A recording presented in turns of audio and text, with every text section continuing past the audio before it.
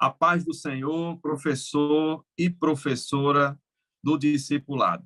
Estamos juntos mais uma vez, eu, diácono Raniel, presbítero Otoniel Félix e a nossa querida irmã Miriam, nossa pedagoga. Queremos saudá-los com a paz do Senhor.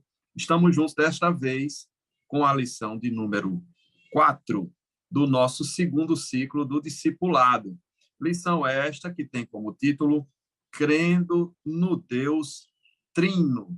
Essa palavra trino já deixa muito claro que servimos a um Deus que tem três pessoas e que eu já digo logo, já provocando já de início a nossa curiosidade, será que essa lição é para a gente entender quem é Deus ou será que a gente nunca vai entender profundamente, né, meus irmãos? Falar de Deus assim e compreender, eu acho que é um grande desafio, né? Isso. Nós temos aí o texto base, João, capítulo 1, versículos 1 ao 14. Eu amo o Evangelho de João, porque ele escreve com uma profundidade, um amor e uma característica toda especial que a gente não encontra nos evangelhos de Mateus, Marcos e Lucas, né? Cada qual com seu propósito, mas o Evangelho de João ele começa falando a respeito do envio do Filho de Deus para cumprir uma missão toda especial. E ele começa dizendo, no princípio era o Verbo estava com Deus e o Verbo era Deus, irmã Miriam. Ele não foi criado no momento em que foi enviado à Terra, ele já estava com Deus. Ele já estava era com Deus. Deus, não é verdade? Então, isso é uma coisa interessante de frisar para o aluno, que Jesus Cristo não foi criado para esta missão. Ele já era, do princípio, era o Verbo, né? E aí ele fala que o Senhor Deus envia o seu Filho encarnado, e aí não misturar encarnado com reencarnado, deixar muito claro que quando Deus encarna é porque ele está tomando forma de homem, mas sem perder a sua essência divina, né? E aí vem aquela grande discussão, ele era 100% homem? Era. E ele era 100% Deus? Também. E aí a gente já começa a ter esse grande desafio, que é compreender a Deus. E eu acho que você e eu, professores, presbítero Otoniel, irmã Miriam, a gente não pode ter a pretensão de querer explicar a Deus na sua profundidade. Aqui a lição, ela se destina a explicar a Trindade, mas não compreender na sua totalidade, porque pode ficar tranquilo, professor, nem eu nem você nunca vamos compreender a profundidade que é o nosso Deus, né? A gente explica, a gente cita, vamos ter versículos falando sobre este Deus trino, desde o Gênesis, no Antigo Testamento, passando pelo livro de Salmos, passando pelos profetas, até o Novo Testamento. A gente tem a figura da Trindade influenciando, participando da história humana em todos os momentos, né? Aqui em João, que é a leitura da lição, a gente vê o momento em que ele assume a forma humana para cumprir a sua missão salvífica, né? Mas ele não foi criado, ele já existia, ele já era. Pois bem, esse ponto inicial é interessante, mas a gente sempre reforçando aqui, nós temos um propósito de dar dicas pedagógicas, de trocar ideias, de falar sobre este relacionamento, né? Professor-aluno, isso a gente não pode esquecer, como a gente tem falado aqui. E aí eu pergunto para a senhora, irmã Miriam, nossa pedagoga, me diga uma coisa, por que é tão importante o professor conhecer de perto o seu aluno? Não é? Porque nós vamos falar de um assunto que é difícil de compreender. Então, por que é tão importante eu conhecer de perto meu aluno? Nós sabemos que a aprendizagem ela acontece de diversas maneiras. Vocês estão de acordo, não é verdade? Sim, sim. A aprendizagem ela acontece de diversas maneiras e é importante que você, professor, professora, conheça de perto o seu aluno para saber o estilo de aprendizagem de cada um. Porque na sua sala, você, além de ter uma turma heterogênea, discipulado, ainda vai ter alunos que têm estilos de aprendizagem de formas diferenciadas. Olha só que desafio. Na sua classe, você vai encontrar alunos interativos, analíticos, pragmáticos e dinâmicos. Eu não vou hoje trazer todas as informações, mas eu vou trazer uma visão geral de cada um, para que você possa entender, observar os seus alunos e acompanhar. E nas próximas lições, eu possa trazer uma atividade e possa explicar o tipo de aprendizagem daquele aluno e na lição seguinte fazer a mesma coisa, certo? Então, Muito vamos lá. interessante. Isso mesmo, vamos lá. O aluno interativo, ele aprende ouvindo e compartilhando, se envolvendo e trocando ideias. Eu tenho certeza que vocês encontram esse aluno em sala de aula. Ele se envolve bastante, conversa, divide aquilo que já sabe. Então, é aquele que você trabalha com ele a partir das avaliações prévias. Aproveita o que ele já sabe e direciona, ele troca suas ideias. O analítico é aquele aluno que gosta de conteúdo, professores. É o aluno que gosta da aula do método tradicional, que o professor vai, leva informações e ele fica absorvendo. Ele aprende mais dessa forma. Interessante, Mabirian, que a gente falou dos métodos ativos, não é? E se eu perceber que a minha classe predomina o aluno analítico, então talvez a gente tenha uma resistênciazinha nos métodos ativos. É isso mesmo? Isso mesmo. Por isso, nas próximas lições, eu vou trazer dicas de como você trabalhar com classes assim tão mistas com relação ao estilo de aprendizagem. Agora vamos para o aluno pragmático. O aluno pragmático, ele aprende fazendo. Ele ouve, observa e faz. É aquele que quer provas. Você diz, olha, lá no livro de Isaías está assim, então vamos lá, porque eu quero ver, eu quero fazer. Então ele... Mabirian, então Tomé era um aluno pragmático, né? Era. Tomé era pragmático. Ele queria a prova. Queria então, provas. Isso mesmo. Bom exemplo, eu acho que o professor que está nos assistindo agora não vai mais esquecer o que é um aluno pragmático. Tomé, certo? É o aluno Tomé. Temos também o aluno dinâmico. O aluno dinâmico, é aquele que encontra maneiras de usar o que ele aprende. Por exemplo, ele procura pôr em prática. Aprendeu, eu vou praticar. Vou levar aquele aquele aprendizado que ele absorveu, vou colocar em prática. Então, esses são os 4 tipos de alunos que você encontra em sua sala de aula. Como eu falei em desafio, aí vem o desafio. Nossa, além de trabalhar com uma turma 100% heterogênea, ainda tem o estilo de aprendizagem de cada aluno.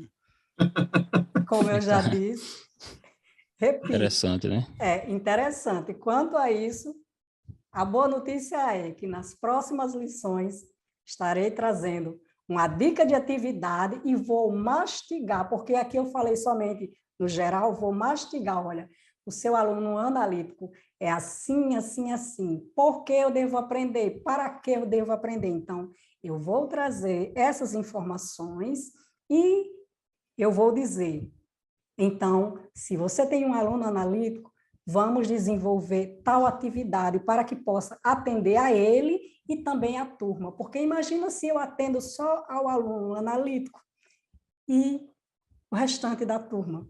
Interessante assim, que mais sendo numa classe de novos convertidos, né? Que tem que ter atenção maior, né? Por ser novo convertido, né? Não é aquele irmão, aquele crente que já está na igreja um tempo, São pessoas que estão vindo com várias vertentes, vários pensamentos, um pensa uma coisa, outro pensa outra. Às vezes já tem um conceito pré-estabelecido sobre alguma coisa, alguma doutrina até da Bíblia, outros não sabem praticamente nada, mas é justamente com essa visão que eu acredito que tem que realmente aplicar essa questão que você está falando. É Tantas interessante pessoas... porque Marília, porque essas pessoas, elas podem, mesmo com suas características, cada uma delas contribuir de uma forma diferente para uma boa aula. Ou seja, Para aquele uma aluno boa... que interage mais, você pega o exemplo que ele citou, pega aquela informação que ele colocou para fora, que talvez o analítico não coloque, e você já vai puxando aquele novelo dos assuntos, né? Isso dá um norte ao professor. Ele consegue conduzir a sua aula aproveitando os conhecimentos prévios daqueles alunos. Isto para o aluno que ele é interativo, não é? É aquele que divide ideias, então ele consegue dar um norte para o professor. Mas tem alguns alunos, que é um desses aqui, eu não vou falar nesta aula, porque eu quero que o professor volte à próxima aula, que aprende mais quando está em silêncio. Ele aprende mais quando ele está em silêncio. Outro acha que se o professor for procurar outro método de ensino, ele diz, essa aula não é de verdade. Professor, por favor, ministre uma aula de verdade. Por que ele fica me colocando para fazer as coisas? Será que ele não preparou o material? Isso mesmo. Então, aqui, em meio a esses 4 estilos de aprendizagem, nós vamos mergulhar, professores, um pouco mais nessas informações. Então, irmão Raniel, a sua pergunta, por que o professor, é tão importante o professor conhecer de perto o aluno? Por estas e outras causas, por este motivo, que é um motivo todo especial. Não é isso? Ele vai Até porque, ter... assim, eu ouvi uma frase do pastor Gonzaga, um pastor da nossa igreja, pastor Luiz Gonzaga, que eu achei super interessante. Ele disse assim, durante muito tempo, eu preparei aulas para mim. Eu ficava satisfeito ou insatisfeito e eu me esqueci de um fator importantíssimo, que era o aluno. Então, nós, professores, não podemos cair no erro de preparar a aula para o nosso prazer ou para a nossa satisfação. A gente tem que identificar os alunos e preparar a aula que melhor se adeque à minha classe, né? E não vou conseguir nivelar todo mundo como interativo, nem todo mundo como analítico, né? São pessoas diferentes, não é verdade? Assim, o professor não irá atender a classe. Ele vai tentar atender a ele mesmo. Exatamente. E fica uma coisa aparentemente improdutiva. Aí ele fica se perguntando, mas eu estudei o conteúdo, eu me preparei, por que a aula não fluiu? Né? Não Por que gerou ela... aprendizagem. Por quê? Porque não gerou interesse, né?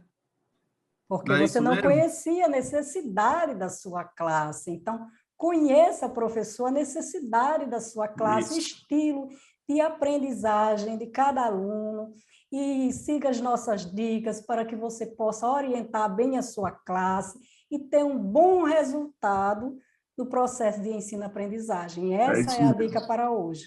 Isso. A senhora é maravilhosa. Eu estava conversando com o presbítero Antoniel esses dias e nós falávamos de uma palestra que assistimos do pastor Gonzaga e ele dizia da importância do conteúdo aliada à forma. E isso tem tudo a ver com as dicas pedagógicas que a senhora tem trazido aqui, tem compartilhado, a importância de identificar para que a escolha da forma seja adequada ao meu aluno. E aí sim, o conteúdo possa ser absorvido pela mente, pelo coração do aluno, não é verdade? Isso. Pois bem. Se o professor ele deseja se aprofundar um pouco mais, eu deixo aqui, ó, o livro. Esse livro aqui você encontra na loja Lápis e CPAD, caneta na mão, lápis e caneta na certo? mão. Tem como título aqui, ó, Estilos de Aprendizagem. Ele detalha tudo sobre esses estilos de Qual é a aprendizagem. editora, irmã A Miriam? editora,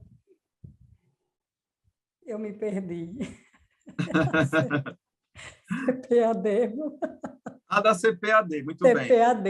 Estilos de aprendizagem da Estilos de editora CPAD. Isso, Estilos de Aprendizagem, editora CPAD, certo? Aqui também o professor vai encontrar inúmeras dicas de atividades para trabalhar com cada aluno com estilos de aprendizagem diferentes. Maravilhoso. Eu aconselho. Maravilhoso. Então, gente, professor, professora, não deixe de anotar essas dicas. São importantes porque trazer um conteúdo interessante, mas não chegar até o coração do seu aluno, você poderá até sentir um sentimento de frustração. Mas a gente traz essas dicas para que haja um melhor aproveitamento daquilo que está sendo ministrado na aula, né? E a aula de hoje, ela, por ser uma aula com um tema intrigante, eu diria até intrigante, né? Como é que eu vou conseguir, irmã Miriam, presbítero Otoniel, colocar na cabeça do meu aluno que o nosso Deus, ele é trino, ele tem 3 pessoas, né? E, ao mesmo tempo, são um só Deus. Olha que coisa interessante. É interessante. Presbítero Otoniel, me diga aí, o senhor, o senhor com certeza vai poder nos ajudar nisso. Mas me diga aí, na Bíblia, como é que eu posso evidenciar a Trindade? E assim, a gente sabe que a palavra Trindade não está na Bíblia, né? A palavra Trindade. Mas a gente tem visto em várias passagens bíblicas, né? No Antigo Testamento, no Novo Testamento, as evidências de que nós servimos a um Deus trino. Nos ajude aí, por favor.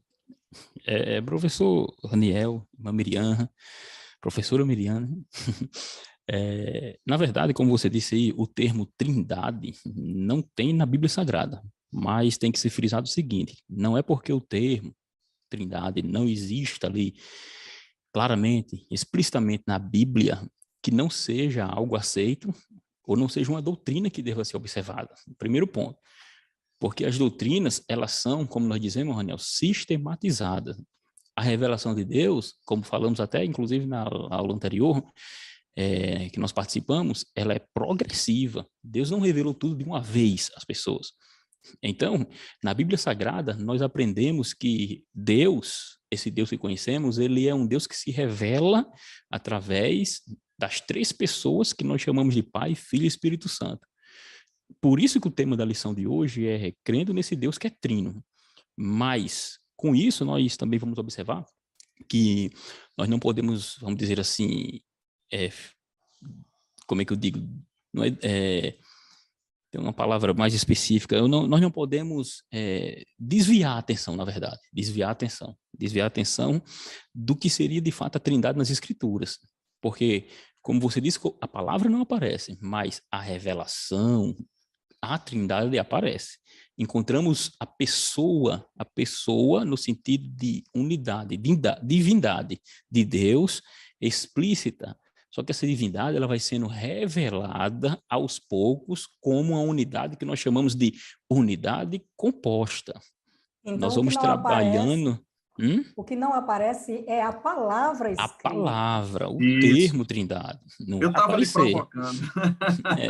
Não vai aparecer, mas a doutrina, a ênfase, ela é clara, principalmente com o Novo Testamento. Um exemplo bem claro, quando nós iniciamos a Bíblia Sagrada, lá no primeiro capítulo já diz, no princípio criou Deus, os céus e a terra era sem forma e vazia, havia trevas sobre a face do abismo, o Espírito de Deus pairava sobre as faces das águas. Então, no princípio criou Deus. Aí vamos tratar mais lá na frente, mas de uma forma geral. A palavra seria Elohim, ela está num plural, seria, no princípio criou no Deus. Hebraico, né? No original hebraico, ele seria Elohim, né? É plural essa palavra. Por que plural? Nós estamos observando aí que, por ser plural, Deus está já se revelando, vamos assim dizer. É claro que os doutrinadores, os pesquisadores, os teólogos dizem que só com esse termo nós não podemos enfatizar que a Trindade está ali revelada explicitamente, não.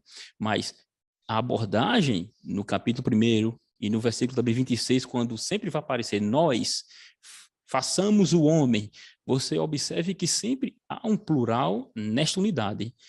Aí, de uma forma bem sintetizada, é importante observar que a Trindade, esse termo, ela veio ser cunhada ali no século I.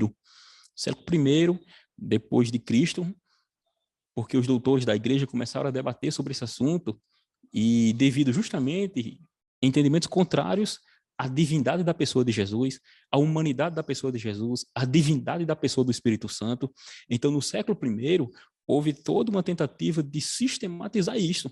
Então, de início, esse Deus que é trino, ela foi sistematizada muito antes nas páginas das Escrituras Sagradas. Só que, como eu disse, os doutores da igreja eles passaram a analisar os termos e, vamos dizer assim, principalmente nos primeiros 4 séculos, quando o reino de Deus, através dos apóstolos que já haviam falecido, de seus sucessores, e depois com o Império de Roma, que houve aquela abordagem geral, aí houve os concílios, chegou a época dos concílios, nos primeiros 4 séculos da igreja, houve o primeiro 7 concílios, deles, está no livro de Atos, né, que é o Concílio de Jerusalém, mas houve uma série de outros concílios, né? Esses concílios, professor Raniel, no início da igreja, nos primeiros 4 séculos da igreja, ele, na verdade, veio sistematizar e confirmar, corroborar as doutrinas que se criam, porque eram as tentativas que foram feitas dos 4 primeiros concílios, como eu havia dito, de conciliar, primeiro, a divindade absoluta de Jesus com o monoteísmo, que é crer em um só Deus. Como é que eu creio em Jesus se ele é um homem? E como é que esse Deus é um, e se Jesus é um homem, na visão de alguns, né? E como era que esse Deus estava em Jesus? Então, eles passaram a tentar conciliar, sem sacrificar também a divindade do próprio Pai. Como isso foi feito? Aí começaram os debates. A gente até sorri porque não era uma questão fácil. Porque uma vez que apareciam as heresias, aí os concílios foram justamente aparecendo para tentar explicar, de certa forma, Presbítero, isso. Entendeu, Daniel, me permita só trazer essa informação aqui, por curiosidade, eu acho que é interessante. A gente tem o Concílio de Jerusalém, que está no livro de Atos, a gente tem o Concílio de Nicéia, em 325 depois de Cristo, né? Isso. Tem o credo também niceno de Constantinopla, né? Isso, 381. Depois vem o de Calcedônia, 451, e o Atanásio, né? Cerca de ano 500. Então, esses concílios, assim como houve também, alguns anos depois, na Reforma, e mais recentemente também chegando até nós, é sempre uma necessidade da igreja de reafirmar o seu credo, de defender aquilo que nós cremos segundo as Escrituras, não é verdade? Isso, porque no primeiro concílio, por exemplo, em Nicéia, qual era a ideia principal? Surgiu um presbítero da igreja ali nos anos 325, no terceiro século, por nome de Ário. Ário, ele passou a propagar uma ideia diferente da pessoa de Jesus, porque para Ário, Jesus não era... ele teve um início, ele foi criado. E por ele ter sido criado, começou-se a ver a controvérsia.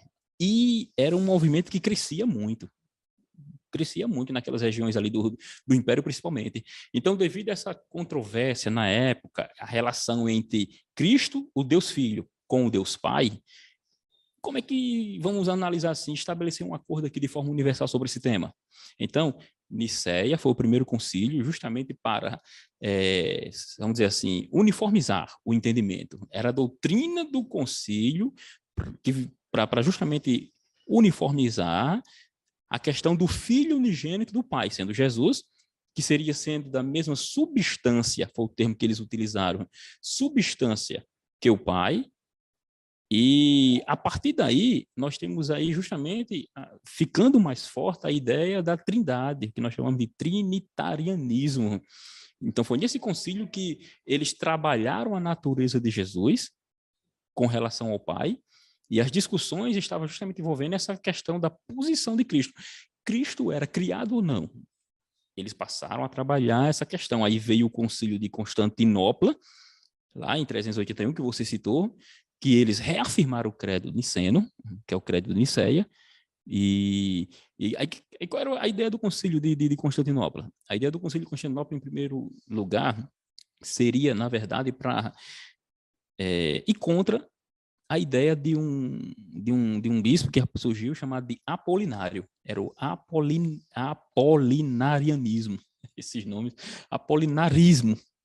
era a doutrina, né, que ensinava que não havia mente ou alma em Jesus Cristo, ou seja, ele já negava essencialmente a pessoa de Cristo, a Irmão Antoniel, humanidade. Tá na entendendo? verdade, Aí, essa sim, aflição, né, é uma aflição humana. isso. Isso é um reflexo da Eles tentando nossa entender. aflição em tentar É, entender Deus, né? exato, é. Aí começou essa tentativa de entender, começou a surgir grupos que pensavam de forma diversa. Essa alma de Cristo, aí ele, Apolinário veio com a ideia de que a mente ou a alma de Cristo seria a sua própria divindade. Ele quis defender, na verdade, a divindade de Jesus contra Ário, contra as doutrinas arianas. Só que o que ocorre? Ele anulou a humanidade do Senhor. Mas nesse concílio, eles resolve uma coisa e complica outra. Mas nesse concílio, eles já passaram nesse concílio de 381, em Constantinopla, eles reafirmaram a divindade do Espírito Santo. Porque no primeiro, o credo dizia apenas que Jesus era Deus de Deus, era da mesma essência que o Pai, e eles criam também em um só Espírito. Mas não ficou, vamos dizer assim, tão claro. E começou-se a discutir com relação à divindade da pessoa do Espírito Santo. Reuniram-se em 381 e chegaram à conclusão da divindade da pessoa do Espírito Santo. Ou seja, já em Calcedônia, foi justamente para deliberar sobre essa união hipostática, como chamamos, né? União hipostática. A união das duas naturezas de Jesus. Jesus sendo homem, Jesus sendo Deus. Como é que ele é homem e é Deus ao mesmo tempo? Ele deixou de ser Deus quando encarnou, ele era só homem, ele se tornou Deus, aquela divisão toda por causa do monofisismo. A ideia que havia justamente que em Cristo havia só uma única natureza. Então, em Calcedônia, eles trabalharam essas duas naturezas na pessoa de Cristo. Por isso que nós utilizamos aquela frase, 100% homem, 100% Deus. Interessante, Antoniel, que essas discussões não eram de uma semana, não, né? Não, irmão, não. Era anos. anos mesmo. A gente fala assim, 381, como se fosse um encontro assim, como a gente faz na igreja, num congresso. Não, isso era coisa de meses, né? Discutindo isso. E tal. Meses discutindo com afinco. E era discussão... Eu fico curioso de saber o que é que eles pensavam do Salmo 110. Disse o Senhor ao meu Senhor. Como é que eles saíam dessa, hein? Rapaz. Porque a gente está falando de evidências, né? A palavra de Deus fala justamente. Gênesis 1:26, né? Façamos o homem, isso. E assim, Salmo 110, e assim, justamente. outras passagens que vão dando esses vislumbres justamente. de que Deus sempre existiu na Trindade. Isso.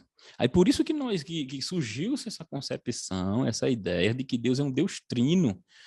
Tanto é que, como nós estamos ainda no início, no conceito ainda estamos, né, da lição, ainda estamos no conceito da lição, mas é importante deixar um tempo bem específico realmente para essa situação, para não ficar dúvida, porque a questão aqui é como foi decidido nos concílios e as escrituras mostram assim, a gente vai entrar mais na frente sobre a questão da Bíblia, como ela revela essas pessoas, há um só Deus único, Deus é um. Ok, mas esse Deus, ele na sua essência, na sua divindade, ele é Pai, ele é Filho e ele é Espírito Santo. E não deve se confundir com o modalismo que diz que Deus é uma pessoa, manifestado em três faces. Essa parte interessante, do modalismo, né? A gente vai já entrar nela, não, justamente. Da parte da lição, mas realmente são todas questões que vão permeando as dúvidas, né? Aqui é só a título de introdução mesmo.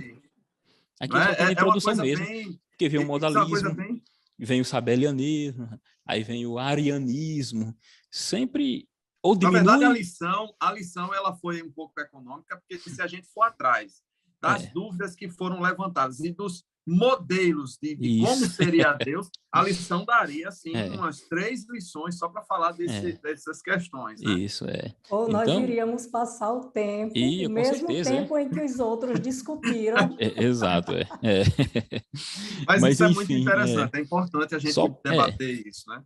Isso, porque nós devemos, de fato, informar que há um Deus. Essa revelação ela é progressiva, ela foi sendo revelada aos poucos, mas foi revelada, porque quando Deus diz assim, como nós falamos no início, que no princípio criou Deus os céus e a terra, o Espírito Santo estava ali dando forma a essa criação. Aí quando vamos para João capítulo 1, versículo 1, no princípio Jesus, que é o verbo, estava com Deus. Ou seja, antes de todas as coisas, ele já estava nesse Deus. Não era no contido, ele estava como um ser pessoal na divindade agindo na criação. Então, isso são provas justamente dessa divindade da Trindade. Nós temos aí o exemplo de Provérbios 8:30, né? Então eu estava com ele e era o seu arquiteto. Dia após dia, eu era as suas delícias, folgando perante ele em todo o tempo. Jesus Cristo, como arquiteto de Deus, participando da criação, né? Isso. Deus, o Pai, deu a ordem.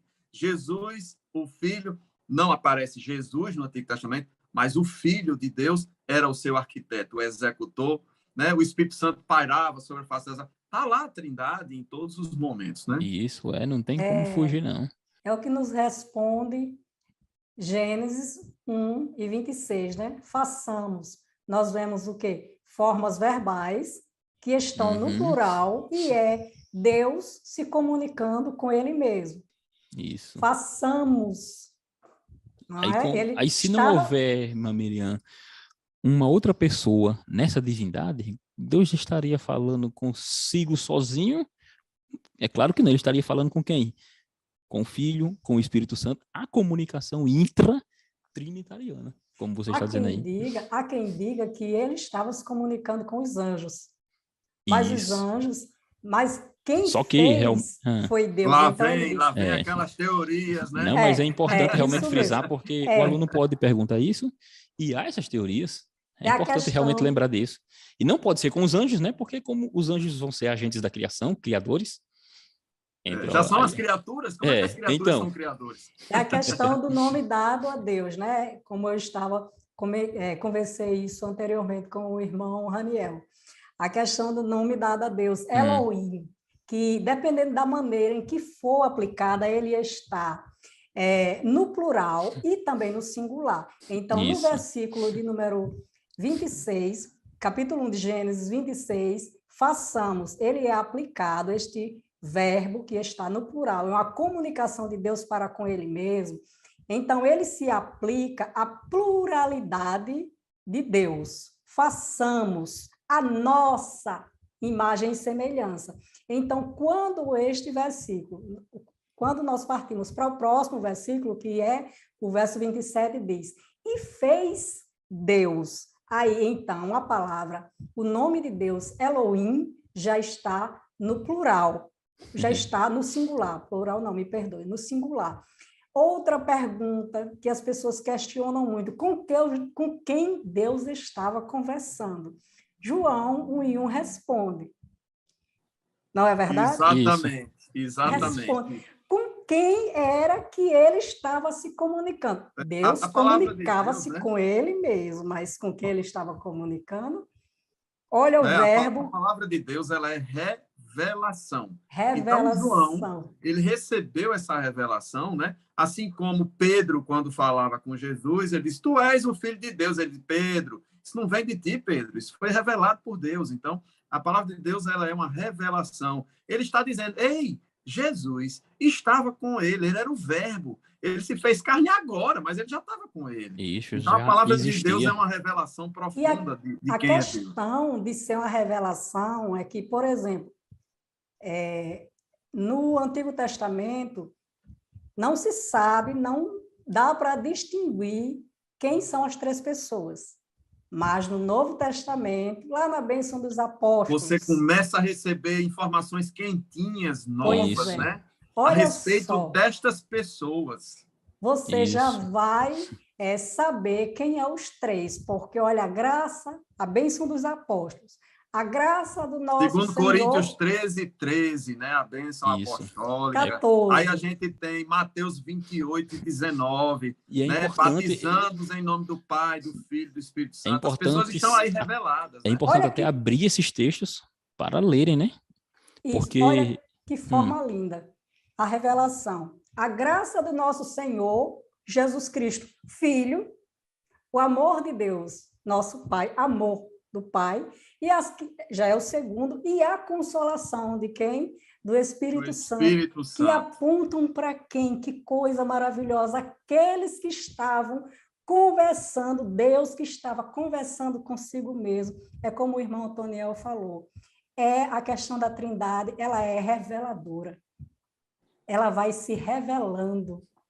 E aí a distinção, né, irmão Antoniel, do Antigo Testamento, ainda como que uma coisa turva a respeito do nosso entendimento, estavam lá, mas a gente não tinha uma clareza. Quando a gente vai para o Novo Testamento, parece que tira assim uma venda dos olhos, isso, né? fica mais Ou dá uma claro. limpada no vidro e a gente começa a ver com mais clareza as pessoas, isso. né?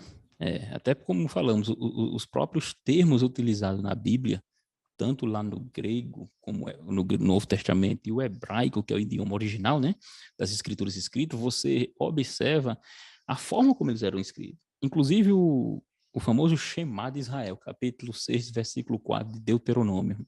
Ouve, Israel, o Senhor, nosso Deus, é um. É assim que eles dizem, né? Inclusive perguntaram a Jesus, né? Shema, Israel. É como ele falar, né? Shema, ouve. O Senhor Elohim Adonai. Ou seja, interessante que até Adonai também é plural, que significa, se fosse literalmente seria senhores, mas como eles dizem, é um plural, eles chamam aqui, irmão, é interessante falar sobre isso. Eu quero aceitar Jesus de novo, irmão Antoniel. O senhor falando aí. Duas almas. Glória a Deus, aleluia. Esse plural, ele está no que eles chamam lá de construto masculino, ou seja, ele demonstra, na verdade, uma totalidade tanto para Elohim como para Adonai. Porque Elohim, ele está mostrando a possessividade nesse plural. Entendeu? Ele não é empregado assim de uma forma literal. Tanto é que Elohim literalmente seria forças, senhores, a tradução. Porque, justamente para revelar o quê? Essa unidade que é composta. E Deuteronômio 6, versículo 4, ele é bem enfático quando diz assim: ouve Israel, o Senhor vosso Deus é um. Essa palavra aí, é um, é interessante que é reveladora, porque é claro que no Antigo Testamento eles não iam perceber isso. Alguns perceberam até, mas não assim como nós entendemos hoje. Mas se você observar essa palavra ouviram, mas não entenderam. Essa palavra aí, o hebraico, ela tem um significado composto de fato, unidade composta. Se a gente se arriscasse aqui falar, né, seria errado, mais ou menos assim, errado. Se escrevia errado. Pronto. Esse errado, como eles pronunciavam, é um, mas é uma unidade que é composta para designar, na verdade, a forma dessa unidade. Sabe onde ela vai aparecer outra vez, professor Daniel e irmã Miriam? Lá em Gênesis capítulo 2, versículo 4, quando Deus fala com 2:4, quando com relação e serão dois em uma só carne. E serão dois em uma só carne. É a mesma palavra, erra. Ou seja, esse dois em uma carne seria composto, porque seria o casal. E se fosse um realmente sozinho, sem ninguém, o termo seria outro, iarche. Interessante. Por quê?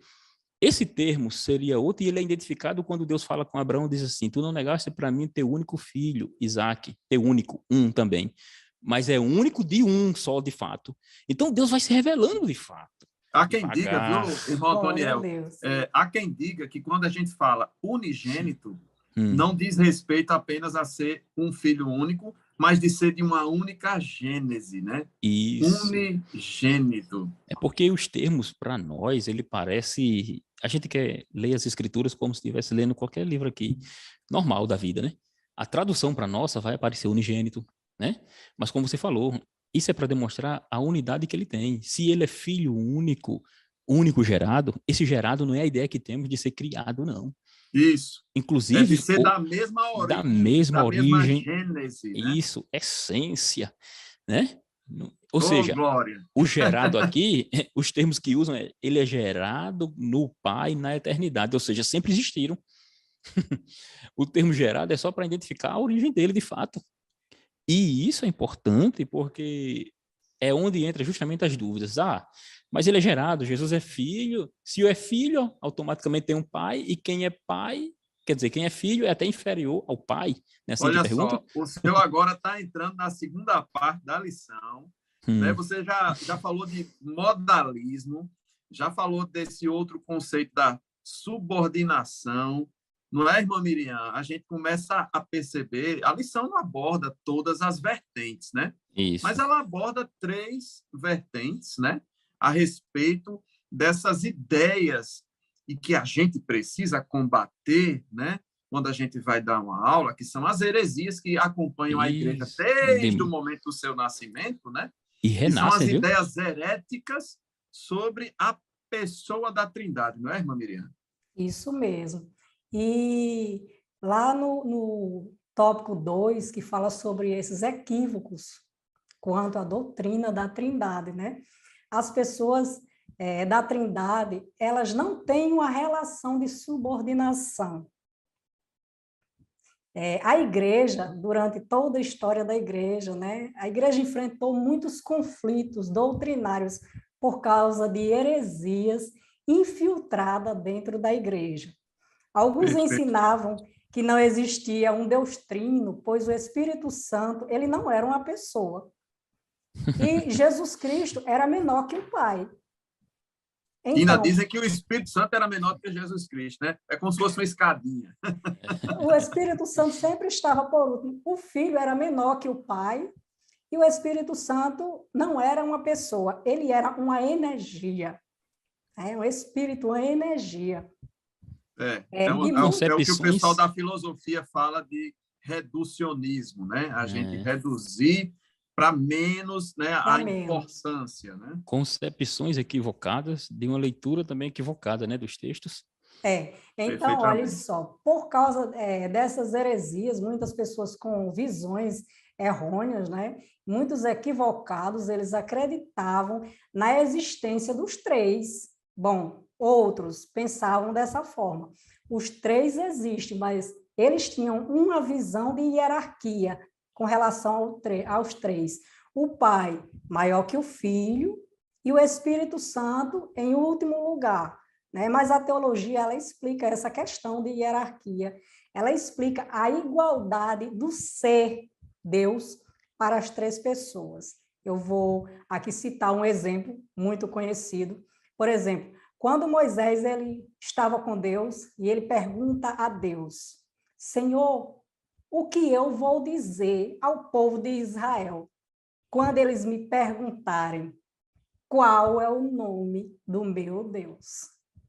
Aí que resposta maravilhosa de Deus. Olha, diz para eles que eu sou o que sou. Então, diante disso aí, o que nós entendemos? O Pai, como Deus, ele diz eu sou. O Filho, como Deus, também tem toda a autoridade de dizer eu sou. O Espírito Santo, da mesma forma. E em relacionamento, o pai, ele diz para o filho, tu, ó meu filho. E o filho diz para o pai, ó pai, tu também. Ele se dirige da mesma forma. E o Espírito Santo também. Então, se houvesse, meus caros professores e professoras, se houvesse a questão de uma subordinação ou uma hierarquia entre o Pai, o Filho e o Espírito Santo, um seria mais divino do que o outro. Vocês E aí a concordam? palavra Isso. estaria trazendo um problema para si mesma, né? Agora, professor, eu acho que essa questão, ela se dá porque, como foi falado em primeira pessoa, segunda pessoa, terceira pessoa da Trindade, esses termos traz confusão para as pessoas criarem essa hierarquia, como se o terceiro fosse menor que o primeiro. Mas isso Parece um aí, pódio, né? Nós E estamos falando de pódio, né? não, mas isso justamente. aí, meus caros, é com relação às funções de cada Isso. um. Professor, Isso é anota essa palavra aí, não pode esquecer. Funções funções, distintas, essência funções, igual. essência Isso. igual. Pai, Filho e Espírito Santo são iguais em essência, poder, glória, são iguais, Nós temos mas até aqui, né, as 5 características, né, que qualquer um dos 3 tem, né? São 5 características que é onipotência, onisciência, onipresença, soberania e eternidade. Aí vamos lá para a E é hierarquia. justamente... A questão da hierarquia, irmão Daniel. Sim, sim. Quando se fala em hierarquia entre as três pessoas, não com relação a Deus, pois eles são um. Não é isso? Quanto às características, atributos. A hierarquia São os são mesmos, né? dadas pelas ações específicas. Por exemplo, na obra da criação, da história da redenção. Na criação, os três agiram. Não é? Perfeito. Os três agiram. Por exemplo, o pai cria e elege, o filho redime, o Espírito Santo santifica.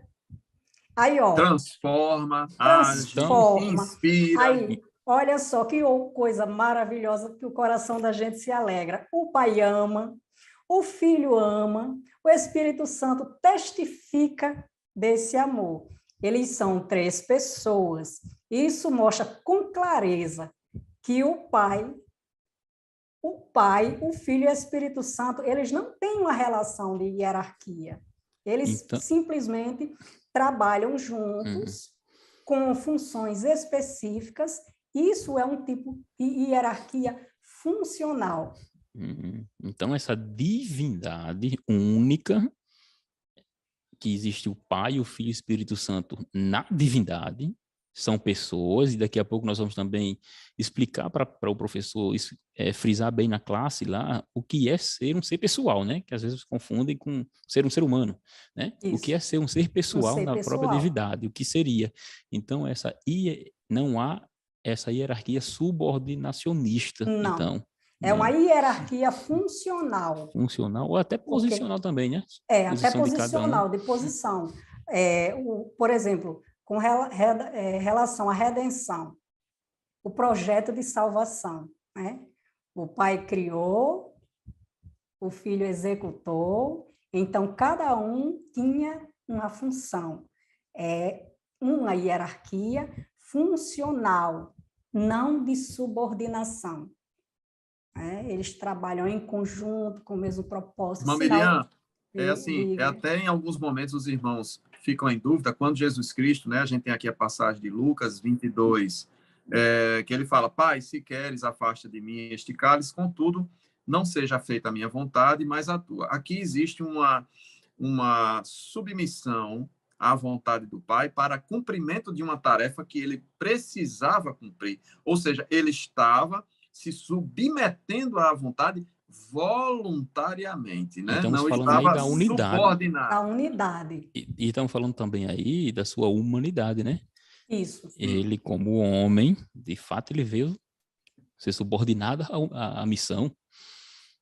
Ele, como o Senhor que estava servindo, né, naquela condição humana, e que em breve virá como o Senhor, não mais o servo sofredor, né? Mas o Senhor, Deus Todo-Poderoso. Isso. E algo só para salientar essa questão da humanidade, porque, como falamos aqui, ele estava como homem ali, por isso que ele estava sempre orando ao Pai, em obediência, como realmente um servo, mas não se esquecer que ele, como ser humano, ele não deixou a sua divindade, não. Não deixou de ser Deus. Lembra que falamos no início aqui sobre, no concílio de Calcedônia, onde discutiram esse assunto sobre as duas naturezas, Jesus homem, Jesus Deus? Pronto. Onde tem o termo união hipostática, Paulo vai ser bem claro, capítulo 2 de Filipenses, versículo 5, 6, né, e 7 em diante, que ele vai dizer que em Cristo Jesus, ele como homem, ele deixa a sua glória e é obediente até a morte e morte de cruz. Ou seja, ali, esse deixar a glória ou esvaziar-se, seria esvaziar de certas, entre aspas, prerrogativas, mas não deixando de ser Deus. Ele deixa a sua glória. Interessante que após a sua morte, né, ele é assunto, a gente fala da assunção, os católicos utilizam esse termo, assunção, ele é assunto aos céus à vista de todos, né? Para ficar claro quem ele era, professor. Ele fez isso de forma explícita, né? Retornando para o Pai nas nuvens, como uma forma, assim como foi o seu batismo com João Batista, onde aparece a figura corpórea de uma pomba e uma voz que dizia: este é o meu filho amado em quem me comprazo. Ou seja, a figura da Trindade sempre aparecendo, sempre deixando claro, explícito, que essas três pessoas são o nosso Deus. Um falava, este é meu filho amado em quem me comprazo, o filho estava ali sendo batizado e o Espírito Santo aparecia na forma corpórea da pomba e pousava sobre ele. Perfeito. Isso. Diante disso aí, o que vocês estão falando, que é interessante, é que no subtópico, caro professor, se você desejar abrir, para não se perder, que fala sobre as pessoas da Trindade não serem modos diferentes de Deus, mas sim elas são iguais em atributos e divindade. Vou continuar falando sobre os equívocos que desencadeia muitas heresias, às vezes até mesmo dentro da igreja, né? Com o pensamento de proteger a imagem de Deus como uma pessoa, e não como três. O monarquianismo, ele assumiu duas formas primárias para defender o quê? A imagem de Deus. Primeiro, ele dividiu em duas partes, a dinâmica e a modalista. O monarquianismo dinâmico, ele começou com uma visão errônea de Jesus Cristo, de que ele era o quê? Um homem simples, como eu e você, mas depois que ele foi batizado, então o Senhor Deus, ele capacitou Jesus Cristo para que ele pudesse realizar tantas maravilhas. Isso era o dinâmico. Já o monarquianismo modalista, ele defendia que Jesus era Deus, que o Espírito Santo era Deus, mas era apenas manifestações. Por exemplo, não separava a substância, né? Não. Deus lá no céu se manifestou como Pai na criação. Né? Isso. Uma manifestação. Por isso Deus... mesmo, viu, irmã Miriam? Essa questão de ser um só se manifestando de forma diferente, o modalismo, né, também é conhecido como unicismo, que é a questão, a ideia de um único Deus se manifestando de formas diferentes. Sim. E modalismo então, porque se apresentava de modos, né? De modos diferentes, em tempos diferentes. Na criação se manifestou como Pai, né? Aí, a redenção se manifestou como Filho e, em seguida, como Espírito Santo. Então, para eles, o Pai era o Filho e o Filho era o Espírito Santo e todos eram uma coisa só. Era Ou seja, só manifestações. Era uma apenas pessoa. Era uma visão unicista, né? Vem de um. Uma visão unicista. Mas a Bíblia é clara. Deus é único, não é verdade? Porém, Isso. três pessoas que formam um. Coeternas e também coiguais. A prova disso é Lucas, eu anotei aqui para não esquecer, Lucas 22 e 42. Observem que interessante. Lucas 22 e 42.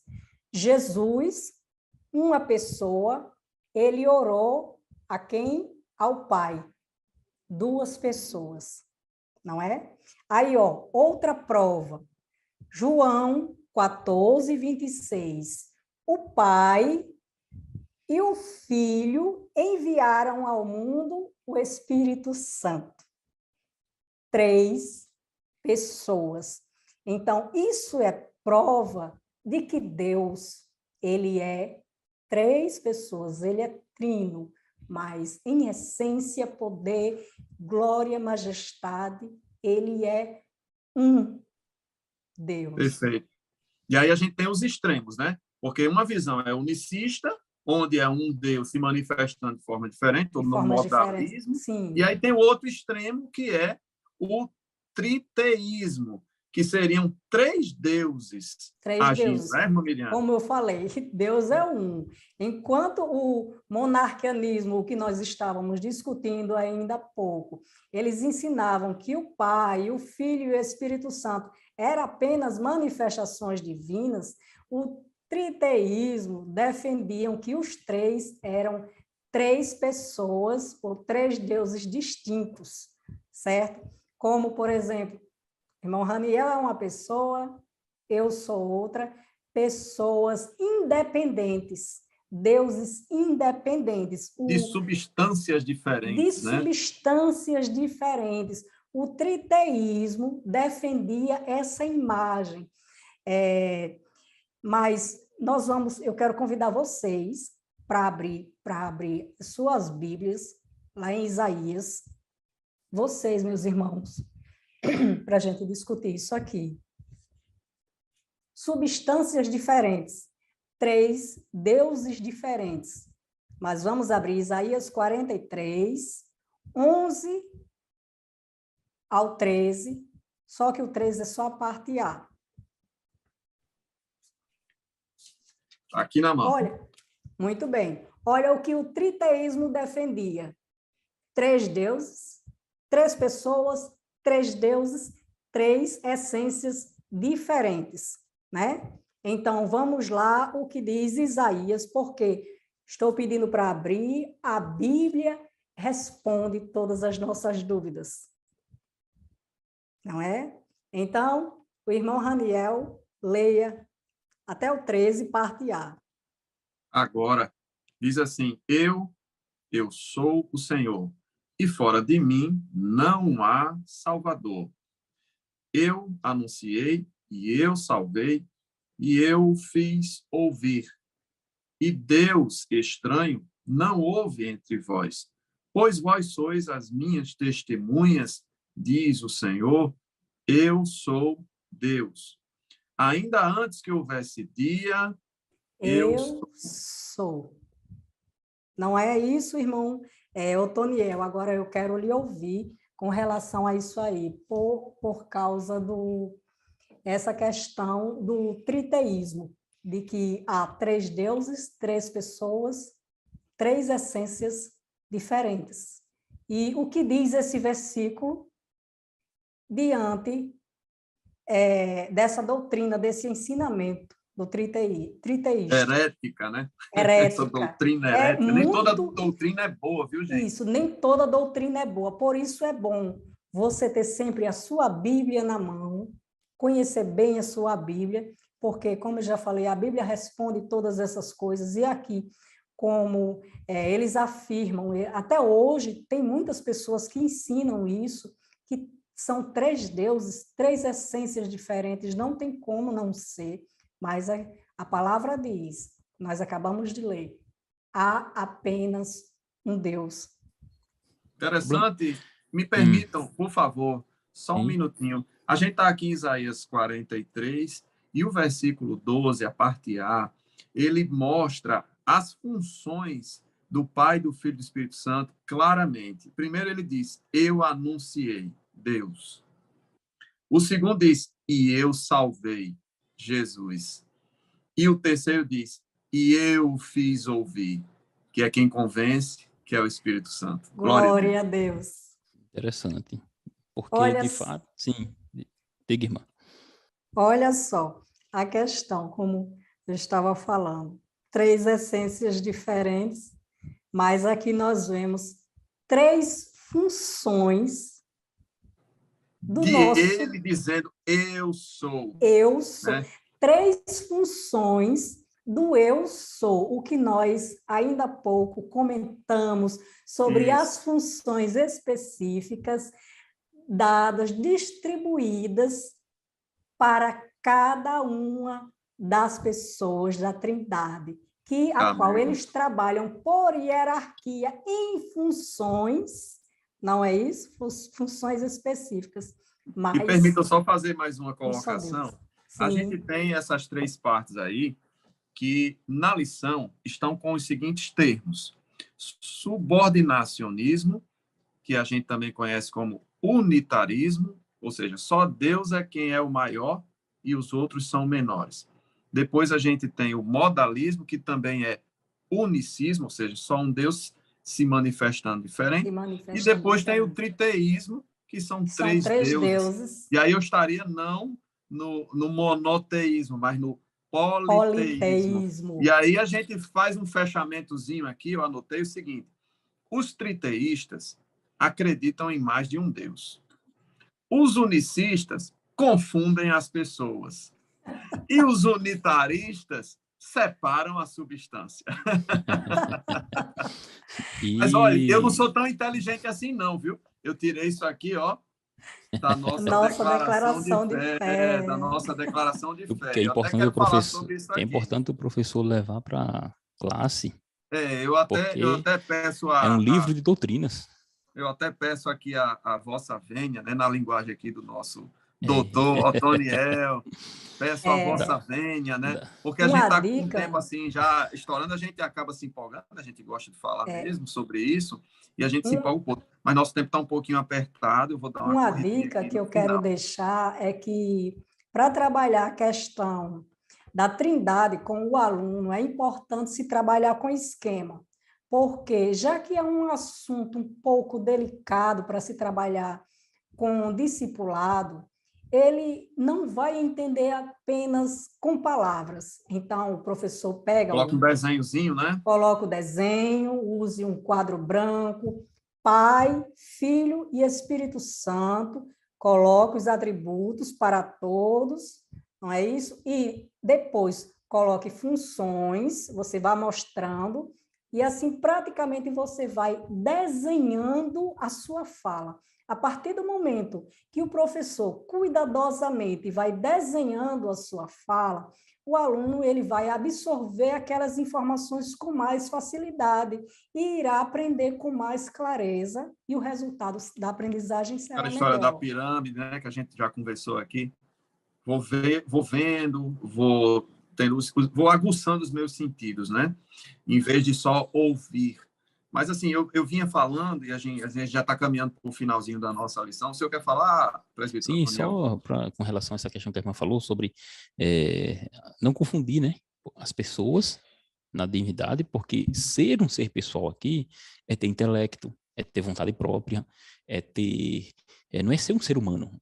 Pessoa, na linguagem bíblica, Cristo, o Pai e o Espírito Santo são seres pessoais porque eles têm, cada um deles, sua vontade própria, eles têm poder de comunicação um com os outros, e nessa unidade da divindade, que a gente também pode dizer que é triunidade, essa divindade, na divindade se torna um Deus em três pessoas nesse sentido.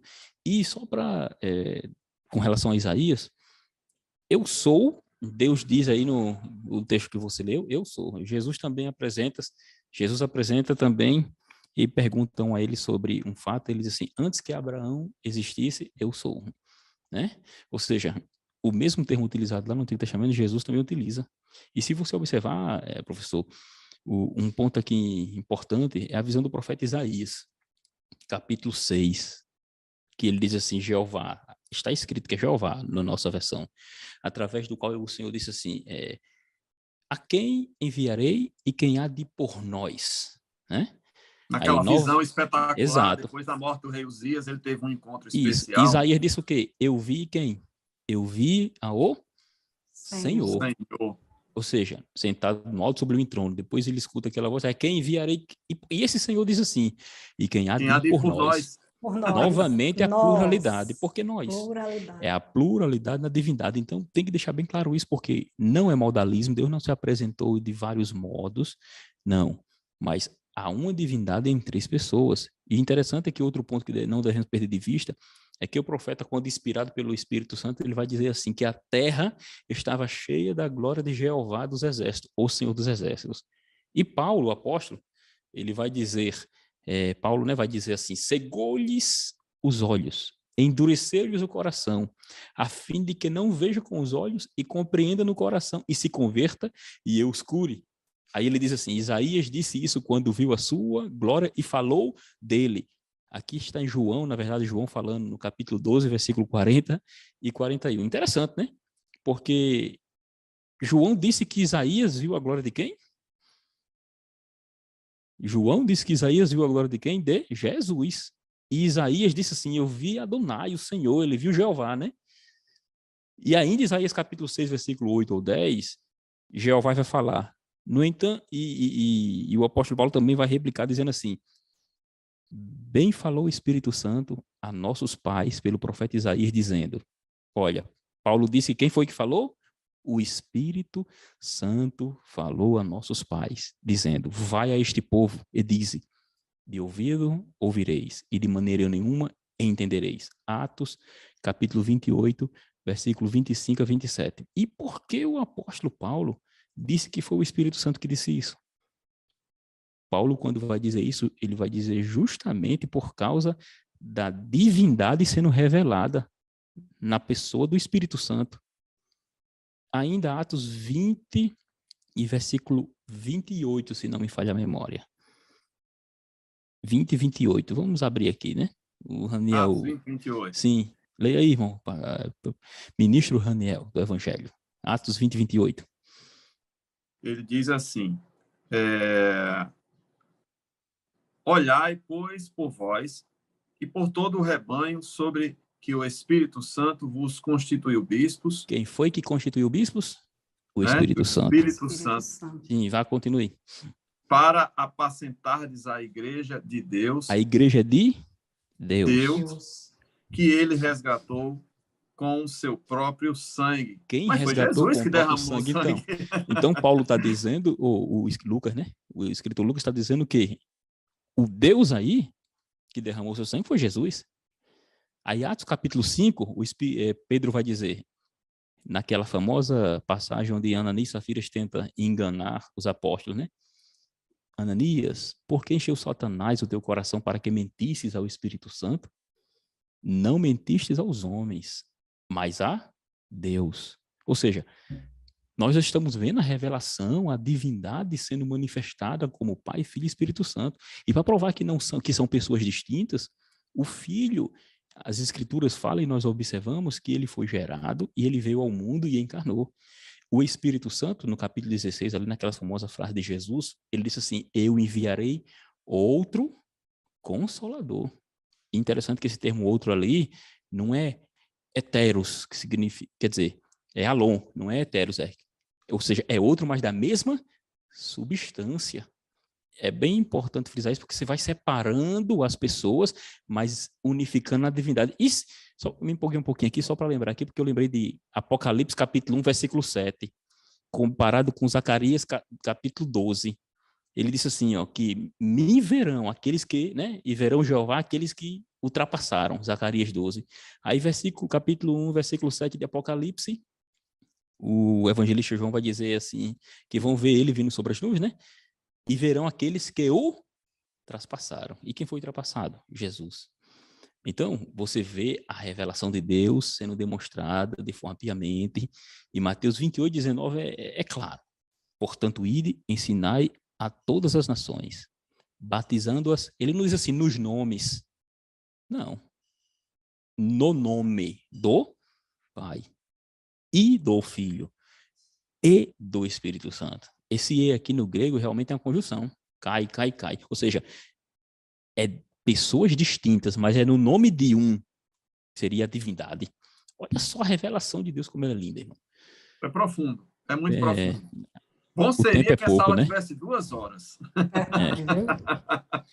Mas acredito gente, que já caminhando para o nosso fim, é uma pena, a gente gostaria de falar assim, bastante tempo sobre isso, mas assim, eu queria citar nessa terceira e última parte da lição, e já mostrei aqui, quero mostrar novamente, a importância de nós termos esse documento. Isso aqui é um documento, é um livro, é a Declaração de Fé das Assembleias de Deus, né, que foi publicado, compilado, mas essa história é bem mais antiga, tá?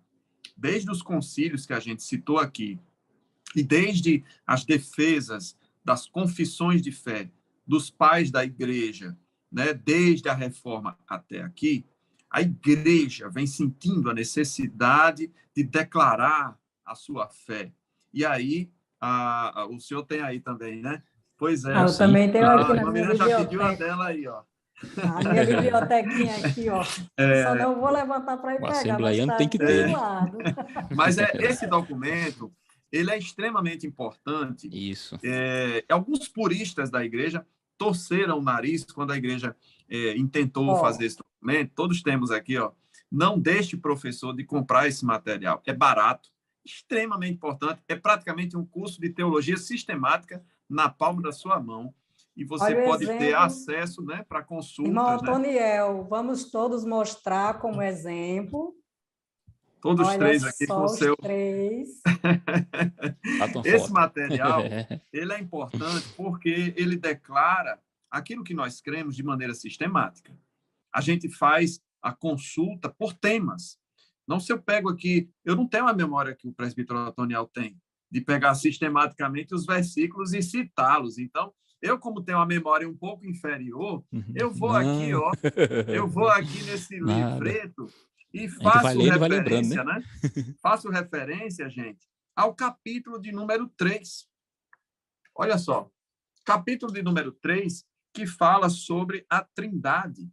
E é sempre começando com a expressão cremos. Isso fala da fé que nós abraçamos e que está na palavra de Deus, muito bem defendida, e que aqui, o capítulo 3 não é nem muito longo, o seu professor, a senhora professora, consegue ler antes da aula sem muito problema, porque vai da página 39 até a página 43, 45, alguma coisa assim, porque ele vai dando as referências de 47, 39 a 47, e aí você vai ver tudo sobre a Trindade, a unidade, né? E fala desses pontos que a gente citou aqui, unicismo, unitarismo e triteísmo, que aparece na lição com outro nome, mas é basicamente o mesmo cerne, a mesma questão, e que vai traçando aqui as informações que nós precisamos deixar muito claras, com referências bíblicas, né? Com uma explicação clara, concisa, e que diz respeito à Trindade. Então, aqui tem uma teologia sistemática compilada, a gente recomenda profundamente para várias lições, tá? Não é só para a lição em questão, não. Para várias lições que forem necessárias, isso aqui é um material de consulta, é um material de estudo, e que, especificamente, no capítulo 3, fala sobre a Trindade. Então, essa declaração de fé, ela mostra esses pontos aqui. No final, termina falando sobre a família, né? Porque o ministério envolve a família, mas envolve todos os principais pontos, as principais doutrinas que estão claramente mostradas pela palavra de Deus de uma maneira sistematizada, de uma maneira organizada. Isso iniciou no Brasil com nossos pioneiros, né? Daniel Bergo, Naviga, eles começaram a publicar nos jornais. Depois, os dois jornais da época, eles se fundiram e se tornaram o que hoje nós conhecemos como Jornal Mensageiro da Fé. E esses cremos, né, foram sendo publicados ao longo dos anos. Em 2017, acredito eu, esse material foi compilado, foi colocado aqui como um verdadeiro curso de teologia. Então, a gente recomenda esse material, tá certo? E aqui, na parte final da lição, a gente tem o Deus Trino operando nas vidas de nós crentes, né? Então, aqui no primeiro ponto, 3.1, eu quero falar rapidamente o seguinte: Deus enviou seu Filho, que depois enviou outro Consolador. Algumas pessoas utilizam esses textos para dizer e defender a subordinação. Então, é importante, mais uma vez, frisar que não há subordinação, mas as pessoas da Trindade agindo de acordo com as suas funções, né? Então, essa distinção é no sentido do serviço, função, né? Isso precisa ficar claro. Ele age de uma maneira amorosa, item 3.1 da lição, item 3.2, de uma maneira servidora, né? Jesus Cristo como servo, e aí quando ele voltar para buscar a sua igreja e depois para o reinado do milênio, não virá mais como servo, mas virá como Senhor. Quando ele vem como servo, ou seja, de uma maneira servidora, ele abre o livro de Isaías, o que hoje nós conhecemos como capítulo 61, né? Mas ele abre as escrituras lá no templo e ele fala: o Espírito do Senhor, Espírito com E maiúsculo, né? Espírito do Senhor é sobre mim. Então, ele deixa claro a sua divindade, ele fala com autoridade. A gente também vê isso naquele Sermão do Monte, né? Que na Bíblia também não tem esse nome, Sermão do Monte, esse nome foi dado por Agostinho. Mas dos capítulos 5, 6 e 7 de Mateus, quando ele ensina, ele fala a verdadeira carta magna a respeito do reino de Deus, E no finalzinho do capítulo 7, as pessoas dizem, ele ensina como quem tem autoridade. Então, ele vem com essa servidão, né, cumprindo a tarefa de nos salvar, né, e ele age, finalmente, de uma maneira comunitária. Deus sempre age de maneira comunitária. Mesmo o Filho encarnado, agindo para nos salvar, ali está presente, a gente acabou de citar Isaías 61, o Espírito do Senhor sobre ele, a figura de Deus aprovando quando João Batista o batiza. Então, sempre Deus age de maneira unitária, comunitária, e aí ele requer de nós essa mesma comunhão. Deus, o Pai, o Filho e o Espírito Santo vivem em plena e absoluta comunhão, e eles passam essa lição dessa ação comunitária para que nós, seus servos, a igreja, também haja da mesma forma, né? E a gente tem essas dificuldades de compreensão, mas a verdade é que, lá em Eclesiastes, capítulo 3, também é citado que Deus coloca a eternidade no coração do homem. Então, por mais que a gente não compreenda, e aí eu vou concluindo a minha fala, por mais que a gente não compreenda, existe uma inquietação no coração humano a respeito de saber quem é Deus. Essa satisfação, esse conhecimento só vai ser plenamente satisfeito quando nós estivermos na glória com o Pai. E assim eu encerro a minha fala, me despeço de você, professor e professora, né? Desejamos uma aula maravilhosa para vocês. Nosso tempo já estourou bastante, então eu quero passar a palavra aqui para os meus amados Otoniel e irmã Miriam, para a gente encerrar o comentário desta lição. Eu agradeço, né, mais uma vez a oportunidade, e sempre frisando que há uma divindade na Trindade, mas não são três, não se esqueça disso, 3 deuses. Há um só Deus, o Pai, o Filho e o Espírito Santo. Amém. Eu quero somente agradecer a você, professor, professora, que esteve conosco até agora, este momento. E, mais uma vez, gostaria de lhe convidar para a nossa próxima aula, que será, nós iremos estar aqui com a lição de número 6, que tem como tema Crendo em Jesus Cristo. Ainda essa lição ainda está relacionada, ainda fala sobre a doutrina da Trindade, pois a doutrina... Mas agora Cristologia, né? Isso, Cristologia. Pois a doutrina da Trindade são as lições da 4 a 9, com exceção da 7. Então, fique conosco agora e esteja conosco nas nossas próximas aulas. Receba nosso abraço e que a paz do Senhor esteja sobre as suas vidas e tenha uma aula excelente. Muito obrigado. A paz do Senhor. A paz do Senhor.